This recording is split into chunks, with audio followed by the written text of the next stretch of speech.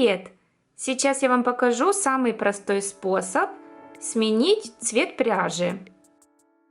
Я уже связала круг столбиками без накида по спирали. И допустим, я хочу следующий столбик без накида сделать другим цветом. Чтобы он красиво выглядел, мне нужно, чтобы на крючке уже был другой цвет. Для этого я распускаю предыдущий столбик.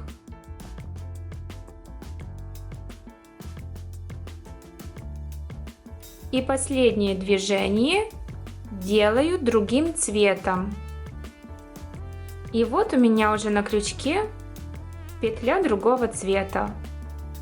Дальше я вяжу этим цветом столбик без накида. И вот, предыдущий столбик был у меня зеленого цвета, а следующий желтого.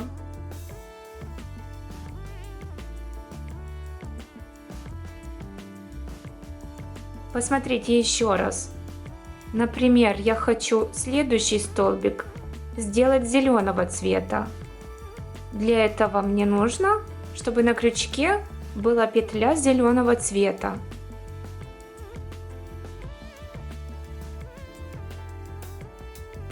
Для этого последнее движение я делаю пряжей нужного цвета и вяжу столбик без накида.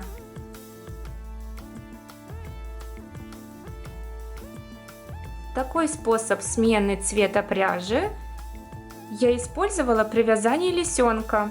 Как связать такого лисенка, вы можете посмотреть на моем канале. Вот здесь есть переход цвета. И таким же образом я меняла цвет на хвостике. Только в этом методе есть один минус. Если вы вяжете по спирали, у вас будет получаться вот такая ступенька. Как менять цвет пряжи при вязании по спирали, чтобы не было ступеньки, смотрите в моем следующем видео. Но этот минус можно превратить и в плюс, и связать вот такой узор. Для этого, перед тем, как начинать менять цвета, нужно сделать нечетное количество петель. Например, в последнем ряду можно сделать убавку или вместо прибавки связать один столбик без накида. И когда уже будет нечетное количество петель, тогда начинать менять цвет.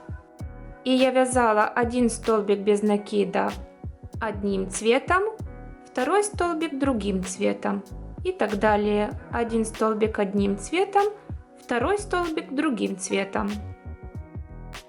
Для удобства одну ниточку я расположила таким образом, а вторую вот таким.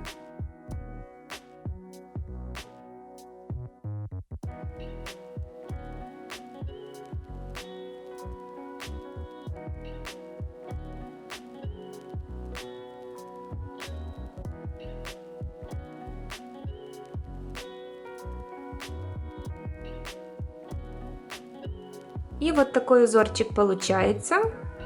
Мне он очень понравился.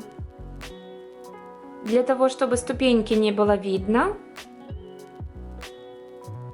нужно начинать ряд с одной воздушной петли и заканчивать ряд соединительным столбиком.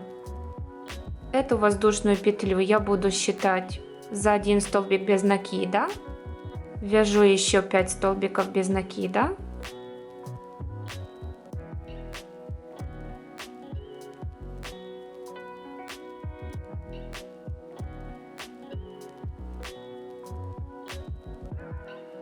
И делаю соединительный столбик в воздушную петлю.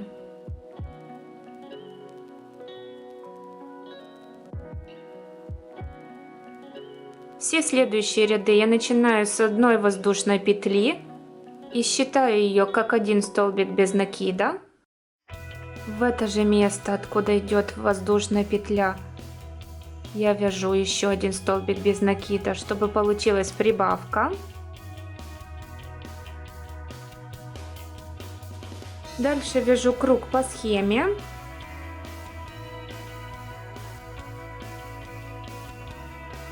Провязала. Дальше я должна пропустить вот этот соединительный столбик и соединиться в воздушную петлю.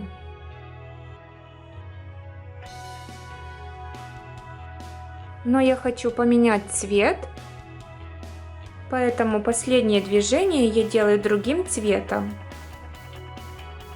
И начинаю вязать следующий ряд. Воздушная петля, это первый столбик без накида. Дальше вяжу круг по схеме.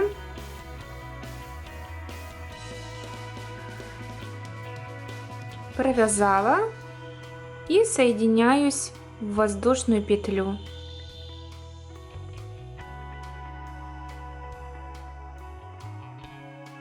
Потом эти хвостики можно будет связать и обрезать. Или если вы будете чередовать цвета, то не обрезайте хвостики, а продолжайте вязать этой же пряжей. Таким же способом можно связать полосатое изделие столбиками с накидом. В скользящую петлю я провязываю 12 столбиков с накидом. Вместо первого столбика я вяжу 2 воздушные петли, а в конце присоединяюсь ко второй воздушной петле. Только последнее движение делаю другим цветом. И вот такой круг у меня получается. В каждом ряду я прибавляла по 12 столбиков с накидом. Спасибо за просмотр. Ставьте лайки, если вам понравилось это видео. Подписывайтесь на канал и встретимся в следующем видео. Пока!